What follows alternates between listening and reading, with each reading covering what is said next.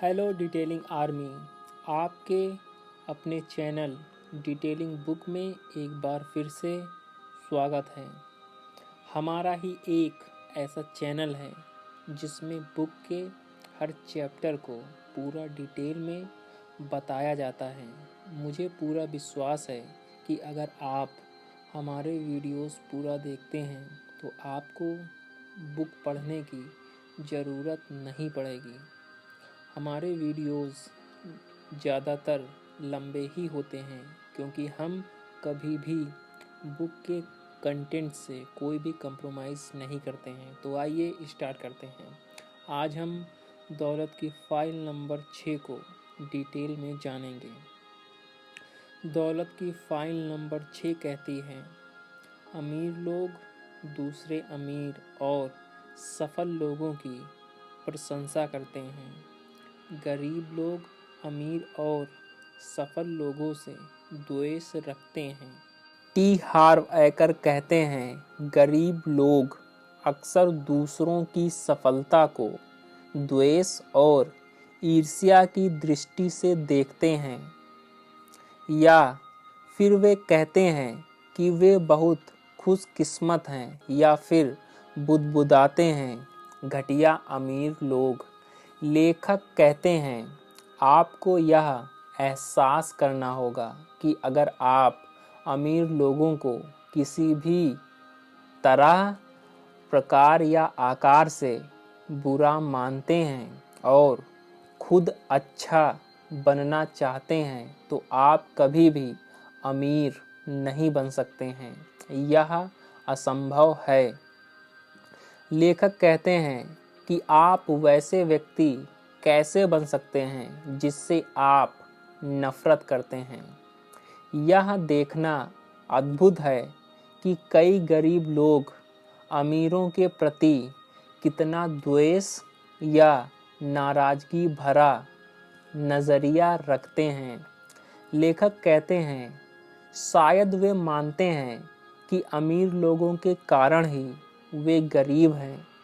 अमीर लोगों ने सारा पैसा हड़प लिया है, इसलिए मेरे पास कुछ भी नहीं बचा है। यह पीड़ित व्यक्ति का आदर्श वाक्य है। लेखक कहते हैं कि मैं आपको इस सिद्धांत से संबंधित एक किस्सा बताना चाहता हूँ, शिकायत करने के लिए नहीं बल्कि सिर्फ आप बीती सुनाने के लिए।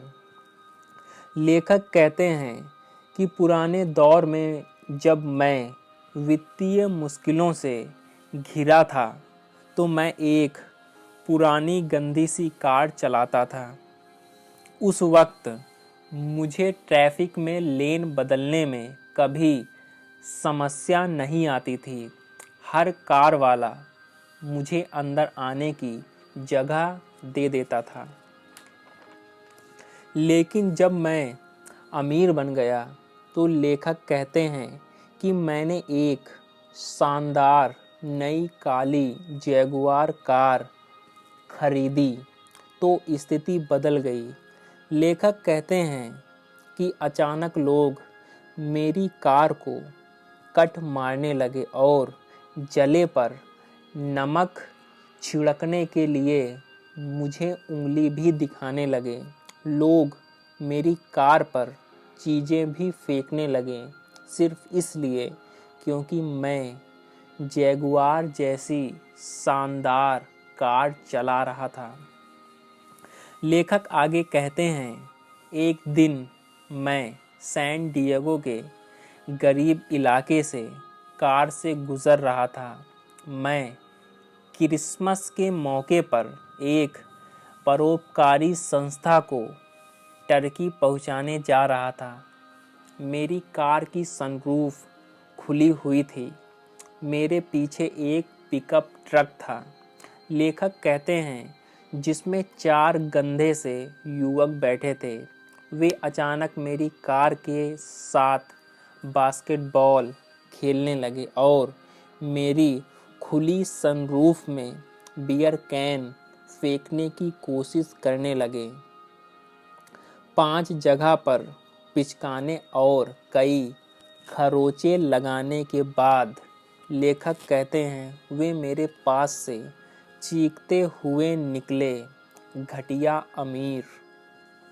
जाहिर है मैंने इसे सामान्य घटना माना, लेकिन सिर्फ 2 हफ्ते बाद मैंने एक दूसरे गरीब इलाके में अपनी कार रोड पर खड़ी की। 10 मिनट से भी कम समय में जब मैं वापस लौटा तो लेखक कहते हैं कि मैंने पाया कि कार के एक तरफ के पूरे हिस्से पर किसी ने चाबियों से निशान बना दिए थे। अगली बार जब मैं शहर के उसी इलाके में गया तो मैं फोर्ड एस्कोर्ट कार किराए पर ले गया। लेखक कहते हैं हैरानी की बात यह है कि मुझे जरा भी समस्या नहीं हुई। लेखक कहते हैं कि मेरा मतलब यह नहीं है कि गरीब इलाकों में बुरे लोग रहते हैं, लेकिन मेरा अनुभव यह है कि निश्चित रूप से वहाँ अमीरों से द्वेष रखने वाले बहुत से लोग रहते हैं। लेखक कहते हैं कि कौन जाने, शायद यह मुर्गी पहले कि अंडा पहले वाली बात हो। वे कड़के हैं इसलिए वे अमीरों से द्वेष रखते हैं, या फिर अमीरों से वे द्वेष रखते हैं इसलिए वे कड़के हैं, कौन जाने। लेखक आगे कहते हैं कि अमीर लोगों से द्वेष ना रखने के बारे में बात करना आसान है, लेकिन यह आपके मूड पर निर्भर करता है। इस जाल में कोई भी फंस सकता है, मैं भी। लेखक कहते हैं कि हाल ही में मैं अपने होटल के कमरे में डिनर कर रहा था। 1 घंटे बाद मुझे मिलेनियर माइंड सेमिनार के शाम के सत्र में मंच पर पहुंचना था। मैंने खेल का स्कोर पता करने के लिए टीवी चलाया और एक चैनल पर मुझे ओपरा विन्फ्री दिख गई। लेखक कहते हैं हालांकि मैं टीवी का बहुत हिमायती नहीं हूँ, लेकिन मुझे ओपरा बहुत अच्छी लगती हैं। इस महिला ने जितने लोगों पर सकारात्मक प्रभाव डाला है उतना किसी अन्य व्यक्ति ने नहीं डाला है, और इसलिए वे अपनी पूरी आमदनी की पाई की हकदार हैं, बल्कि उससे भी ज़्यादा की। लेखक कहते हैं कि ओपरा हैली बेरी का इंटरव्यू ले रही थीं।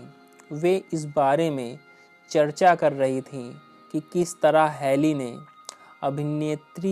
अभिनेत्री के बतौर इतिहास का बहुत महंगा फिल्म अनुबंध यानी कॉन्ट्रैक्ट साइन किया है, $2 करोड़ का।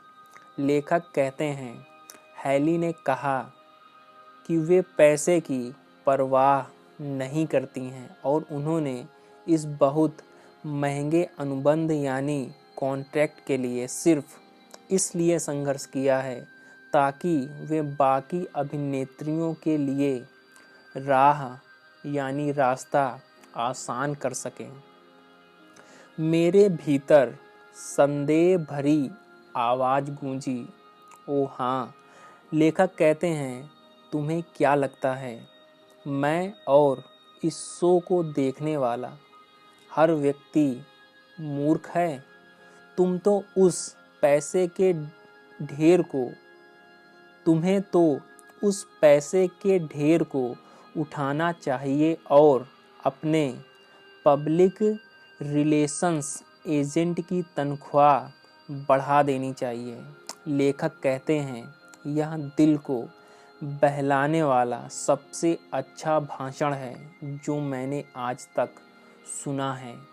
मैंने महसूस किया कि मेरे भीतर नकारात्मकता उमड़ रही है, लेकिन इस ऊर्जा के मुझ पर हावी होने से पहले ही मैंने खुद को संभाल लिया।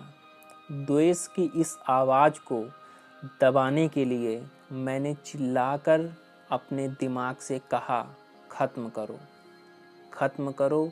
यह बताने के लिए धन्यवाद। मुझे इस पर यकीन नहीं हुआ। लेखक कहते हैं कि मैं हैली बेरी के पैसे से द्वेष कर रहा था। मैंने इसे तत्काल पलट दिया और गला फाड़कर चिल्लाने लगा, शाबाश लड़की, तुमने तो कमाल कर दिया। लेखक कहते हैं, तुमने उन्हें बहुत सस्ते में छोड़ दिया। तुम्हें तो $3 करोड़ मांगने चाहिए थी। तुम गजब की हो और इसकी हकदार भी। इसके बाद लेखक कहते हैं कि मैं बेहतर महसूस करने लगा। इतने ज़्यादा पैसों की हैली की चाहत का कारण चाहे जो हो, लेखक कहते हैं, समस्या वह नहीं थी, समस्या तो मैं था। याद रखें, मेरे विचारों से हैली की खुशी या दौलत पर कोई फ़र्क नहीं पड़ता था, लेकिन उनसे मेरी खुशी और दौलत पर फ़र्क पड़ता था।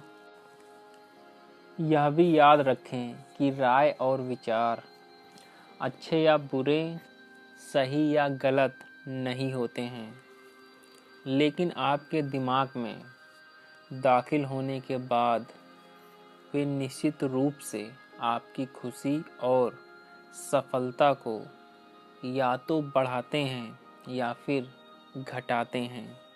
लेखक कहते हैं कि जिस पल मैंने महसूस किया कि मुझ में नकारात्मक ऊर्जा प्रवाहित हो रही है, तो मेरा निरीक्षण अलार्म बजने लगा और जैसा मैंने खुद को प्रशिक्षित कर लिया है, लेखक कहते हैं कि मैंने तत्काल अपने मस्तिष्क की नकारात्मकता को ख़त्म कर दिया।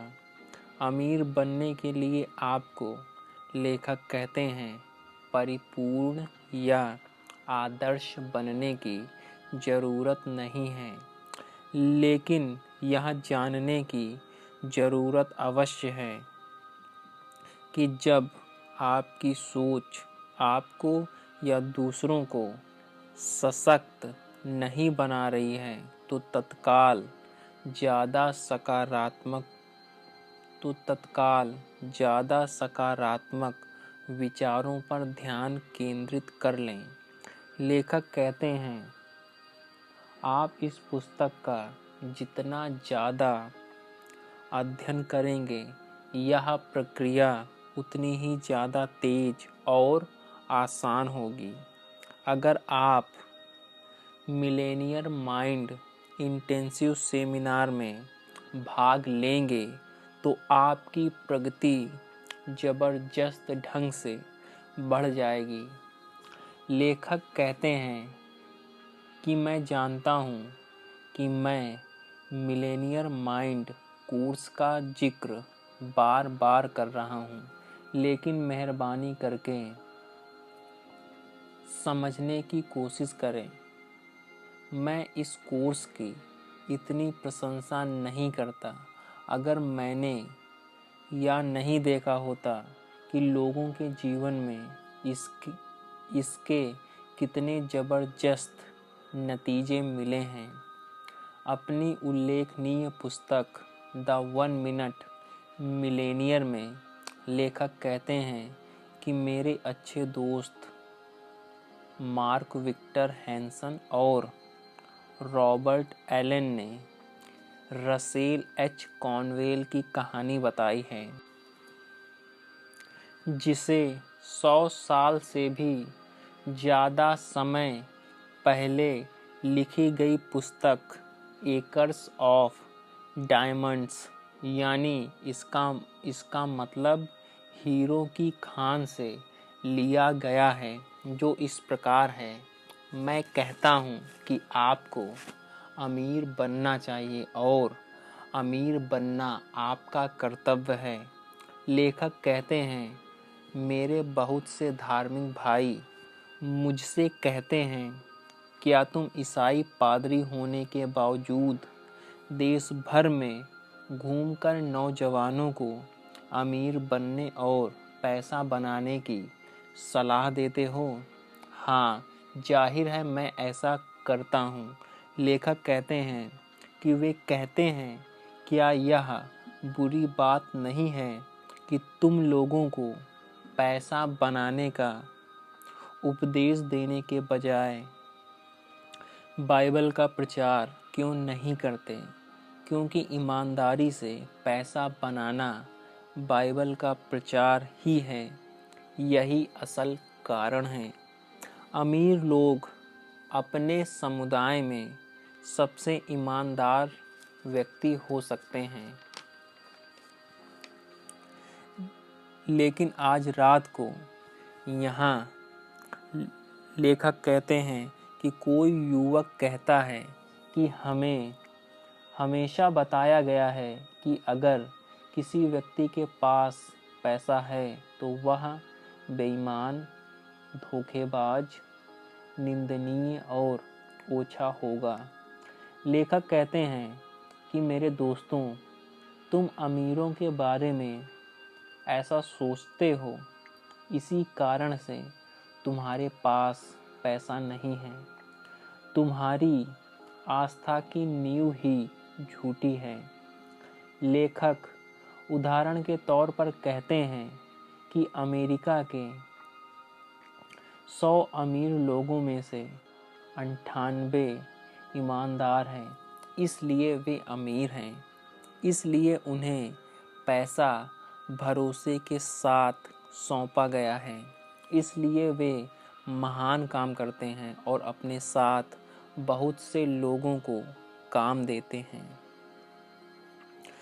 लेखक आगे कहते हैं, एक और युवक कहता है कि मैंने कई ऐसे लोगों के बारे में सुना है जिन्होंने बेईमानी से करोड़ों डॉलर कमाए हैं। लेखक कहते हैं, हाँ, आपने सुना होगा और मैंने भी सुना है, लेकिन दरअसल उनकी संख्या इतनी कम है कि अखबार वाले खबर छापने के लिए उनके बारे में हर समय बात करते रहते हैं, जब तक कि आप या नहीं सोचने लगते हैं कि हर अमीर आदमी बेईमानी से अमीर बना है। लेखक कहते हैं कि मेरे दोस्तों, तुम मुझे फिलाडेल्फिया के उपनगरीय इलाकों में ले चलो और मेरा परिचय उन लोगों से कराओ जिन्होंने इस महान शहर में अपने मकान बनाए हैं। इतने सुंदर मकान जिसमें फूल और बगीचे हैं। इतने भव्य प्यारे मकान। लेखक कहते हैं, अगर तुम मुझे उन इलाकों में ले चलोगे तो मैं तुम्हारा परिचय सबसे अच्छे लोगों से करवाऊंगा, जो चरित्र में भी बेहतरीन होंगे और हमारे शहर की उद्यमिता में भी। जो लोग अपने मकान के मालिक हैं, वे इस वजह से ज़्यादा सम्मानीय, ईमानदार, पवित्र, सच्चे, मितव्ययी और विवेकी बन जाते हैं। लेखक कहते हैं कि हम मंच से लोभ के खिलाफ उपदेश देते हैं और इतनी हिकारत से गंदा पैसा वाक्यांश बोलते हैं कि धार्मिक लोगों को लगता है कि किसी व्यक्ति के पास पैसा होना बुरी बात है। पैसा शक्ति है और इसे पाने के लिए आपको तार्किक रूप से महत्वाकांक्षी होना चाहिए। आपको होना चाहिए, क्योंकि आप पैसा पाने के बाद जितनी भलाई कर सकते हैं उतनी इसके बिना नहीं कर सकते हैं। लेखक कहते हैं कि पैसे से आपकी बाइबलें छपती हैं, पैसे से आपके चर्च बनते हैं, पैसा आपके मिशनरीज को भेजता है और पैसे से आपके उपदेशकों को भुगतान किया जाता है। लेखक कहते हैं कि मैं कहता हूँ कि आपके पास पैसा होना ही चाहिए। अगर आप ईमानदारी से दौलत हासिल कर सकें तो लेखक कहते हैं तो ऐसा करना आपका ईश्वरीय कर्तव्य है। यह सोचना इन धार्मिक लोगों की बहुत भयंकर गलती है कि धार्मिक होने के लिए आपको बहुत गरीब होना चाहिए। कॉर्नवेल के इस कथन में कई अच्छी बातें हैं। पहली बात तो यह है कि अमीर लोगों में विश्वसनीय बनने की क्षमता होती है। अमीर बनने के लिए जितने भी गुण जरूरी हैं उनकी सूची में दूसरों का भरोसा पाना काफ़ी ऊपर होगा। लेखक कहते हैं जरा सोचें, क्या आप किसी ऐसे व्यक्ति के साथ बिजनेस करेंगे जिस पर आप कम से कम कुछ हद तक भी भरोसा ना कर सकें? किसी तरीके से नहीं। इसका मतलब यह है कि अगर आप अमीर बनना चाहते हैं तो यह ज़रूरी है कि आप पर बहुत सारे लोग भरोसा करें और इस बात की संभावना भी है कि बहुत से लोगों का भरोसा पाने के लिए आपको काफ़ी विश्वसनीय बनना होगा अमीर बनने के लिए। लेखक कहते हैं और इससे भी ज़्यादा महत्वपूर्ण बात यह है कि अमीरी कायम रखने के लिए किन गुणों की ज़रूरत होगी। बेशक इस नियम के अपवाद हो सकते हैं, लेकिन ज़्यादातर मामलों में किसी काम में सफल होने के लिए आपके अंदर ये गुण होने ही चाहिए। लेखक कहते हैं इन गुणों को आजमा कर देखें। सकारात्मक, विश्वसनीय, एकाग्रचित्त, संकल्पवान, लगनशील, मेहनती, ऊर्जावान, लोक व्यवहार में निपुण, योग्य संप्रेषक, बुद्धिमान और कम से कम एक क्षेत्र में आपको विशेषज्ञ होना होगा। कॉर्नवेल के उदाहरण में एक और रोचक बात है। लेखक कहते हैं कि बहुत सारे लोगों को यह यकीन करने के लिए कंडीशन किया गया है कि आप एक साथ अमीर और अच्छे या अमीर और आध्यात्मिक नहीं बन सकते। लेखक कहते हैं कि मैं पहले भी इसी तरीके से सोचता था। लेखक कहते हैं मैं भी पहले इसी तरीके से सोचता था। बहुत से लोगों की तरह ही मुझे भी दोस्तों, शिक्षकों, मीडिया और बाकी समाज ने बताया था कि अमीर लोग बुरे होते हैं क्योंकि वे लोभी होते हैं। एक बार फिर यह बकवास निकला। लेखक कहते हैं कि असली दुनिया के अनुभव में मैंने पाया है कि यह पुराना मिथक झूठा है और डर पर आधारित है। मैं जितने भी अमीर लोगों को जानता हूँ वे बहुत अच्छे हैं। लेखक कहते हैं जब मैं सैन डिएगो में रहने आया तो हमने शहर के एक अमीर इलाके में मकान लिया। हमें उस मकान और इलाके की सुंदरता पसंद आई थी, लेकिन मैं थोड़ा झिझक रहा था क्योंकि मैं वहाँ किसी को नहीं जानता था। लेखक कहते हैं और मुझे लगता है कि मैं इतनी ऊंची सोसाइटी में फिट नहीं होता हूँ। मेरी योजना यह भी थी कि मैं अपने काम से काम रखूँगा और इन घमंडी अमीर लोगों से ज़्यादा घुलने मिलने से बचूँगा।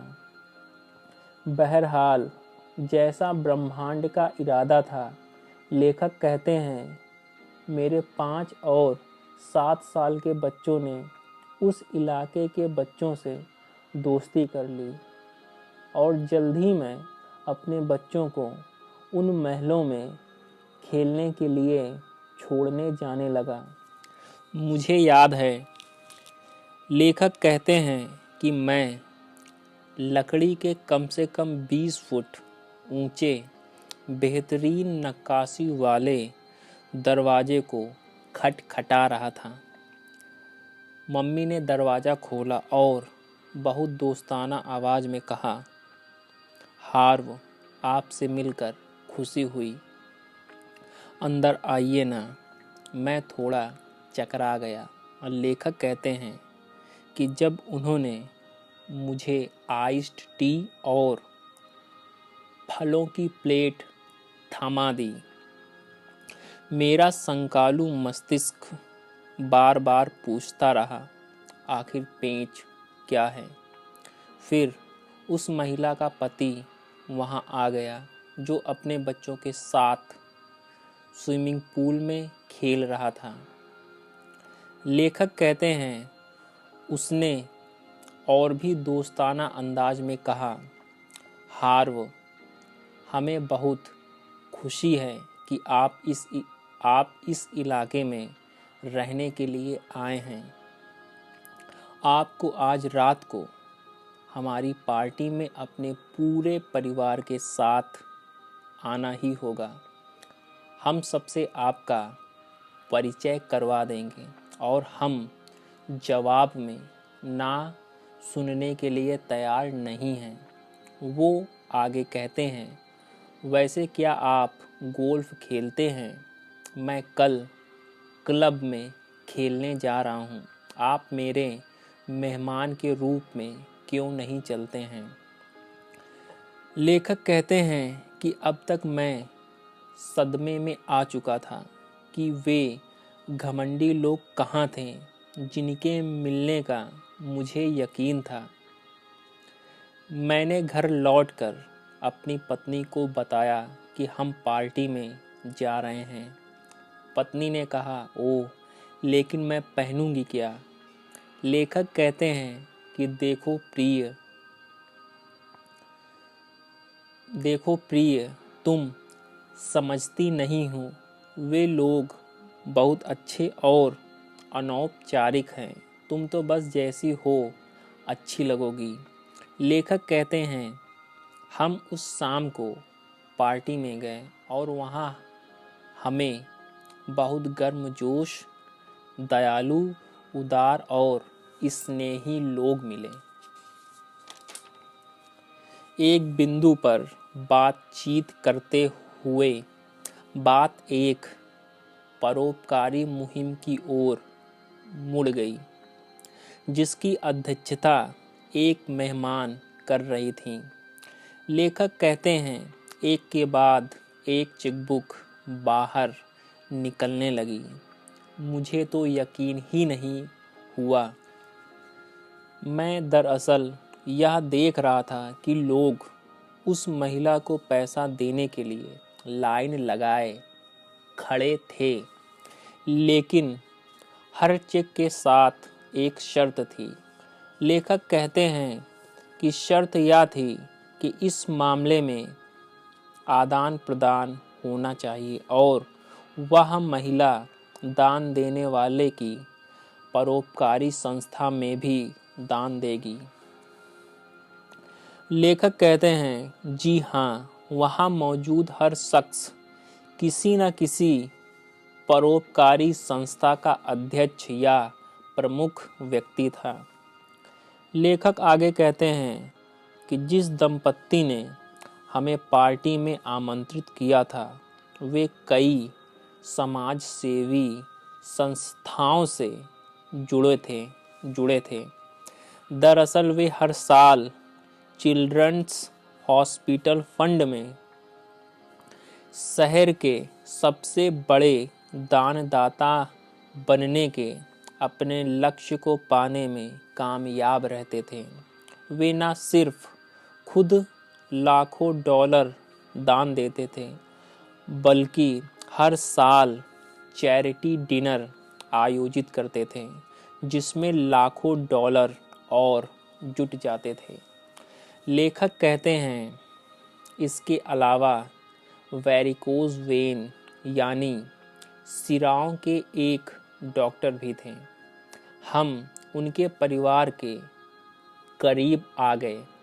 वे अपनी विशेषज्ञता के क्षेत्र में दुनिया के सर्वश्रेष्ठ डॉक्टरों में से एक थे और ढेर सारी दौलत कमाते थे।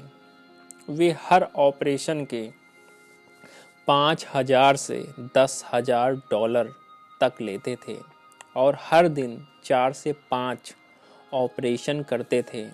लेखक कहते हैं, मैं उनका जिक्र इसलिए कर रहा हूँ क्योंकि हर मंगलवार को वो निःशुल्क ऑपरेशन करते थे और ये ऑपरेशन शहर के उन लोगों के लिए निःशुल्क था जो इतनी ज़्यादा फीस नहीं दे सकते थे। हर मंगलवार को वे सुबह 6 बजे से रात 10 बजे तक काम करते थे और 10 ऑपरेशन करते थे, वो भी सब मुफ्त में। लेखक कहते हैं, इसके अलावा वे अपने संगठन के अध्यक्ष भी थे, जिसका मिशन दूसरे डॉक्टरों को भी निःशुल्क दिवस करने के लिए प्रेरित करना था।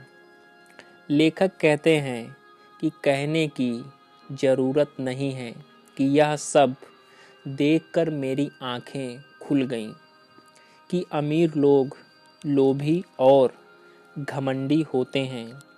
मेरी कंडीशनिंग की पुरानी धारणा हकीकत की रोशनी में काफूर हो गई। मैं जितने भी अमीर लोगों को जानता हूँ, वे सब बहुत अच्छे हैं, वे बहुत उदार भी हैं। लेखक कहते हैं कि मैं यह नहीं कह रहा हूँ कि जो लोग अमीर नहीं हैं वे अच्छे या उदार नहीं होते, लेकिन मैं सुरक्षित रूप से कह सकता हूँ कि सभी अमीर लोगों को बुरा मानना अज्ञान के सिवाय कुछ भी नहीं है। लेखक कहते हैं, सच्चाई तो यह है कि अमीरों से द्वेष रखना कड़के बने रहने का अचूक उपाय है। हम सब आदतों के गुलाम हैं और इस या उस आदत को छोड़ने के लिए हमें अभ्यास करने की ज़रूरत होती है। लेखक कहते हैं कि द्वेष रखने के बजाय मैं चाहता हूँ कि आप अमीर लोगों को आशीष देने, उनकी प्रशंसा करने या उनसे प्रेम करने का अभ्यास करें। इस तरह अचेतन रूप से आप जान जाते हैं कि आपके अमीर बनने के बाद दूसरे लोग आपकी प्रशंसा करेंगे, आपको आशीष देंगे और आपसे प्यार करेंगे, बजाय इसके कि वे आपसे द्वेष रखेंगे जिस तरह आप अभी रखते हैं।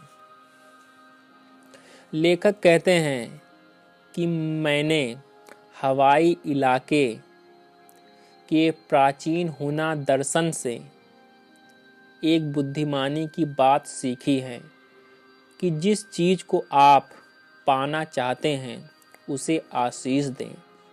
अगर आप किसी का सुंदर मकान देखें तो उस व्यक्ति और मकान दोनों को आशीष दें। अगर आप किसी की सुंदर कार को देखें तो उस व्यक्ति और कार दोनों को आशीष दें। लेखक कहते हैं, अगर आप किसी व्यक्ति का प्रेम पूर्ण परिवार देखें तो उस व्यक्ति और उस परिवार को आशीष दें। अगर आप किसी व्यक्ति का सुंदर शरीर देखें तो उस व्यक्ति और उसके शरीर को आशीष दें। लेखक कहते हैं, इसका सबक यह है कि अगर आप किसी भी तरह या आकार में लोगों की चीज़ों से द्वेष रखते हैं तो आप उन्हें कभी भी नहीं पा सकते। चेतावनी देते हुए लेखक कहते हैं, अगर आप खुली सनरूफ वाली शानदार काली जैगुआर कार में किसी व्यक्ति को देखते हैं तो उस पर बियर कैन ना फेंकें।